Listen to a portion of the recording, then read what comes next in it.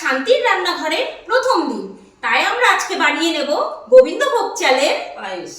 বন্ধুরা, পায়েসের জন্য এখানে সমস্ত উপকরণ রেডি করে নিয়েছি। একটা পাত্রে দেখো দুধটাকে ঢেলে দিয়েছি, দুধটা এদিকে গরম হচ্ছে, আর এদিকে আমি গোবিন্দভোগ চালটার মধ্যে কিছুটা পরিমাণে ঘি দিয়ে চালটাকে ভালো করে মাখিয়ে নিচ্ছি। আর এদিকে আমার দুধটা ফুটে গেছে, তো এর মধ্যে আমি গোবিন্দভোগ চালটা ঘি মাখিয়ে রাখা চালটাকে দিয়ে দিলাম দুধের মধ্যে। তো দেওয়ার পরে এবার আমি কিছুটা পরিমাণে তেজপাতা, 2-3টে দানা এলাচ দিয়ে দুধটা ভালো করে নাড়িয়ে নিলাম। দুধটা যখন ভালোভাবে ফুটে গেছে, ওর মধ্যে আমি পরিমাণ মতন মিশ্রি আর গরম জল করে ভিজিয়ে রাখা কাজু কিশমিশ সেটাকে দিয়ে দিলাম। কাজু কিশমিশ দেওয়ার পরে ওর মধ্যে পরিমাণ মতন লবণ দিয়ে পায়েসটাকে ভালো করে নাড়িয়ে নিলাম।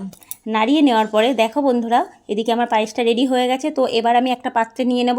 তো চলো বন্ধুরা, মাকে খাইয়ে দেখা যাক পায়েস।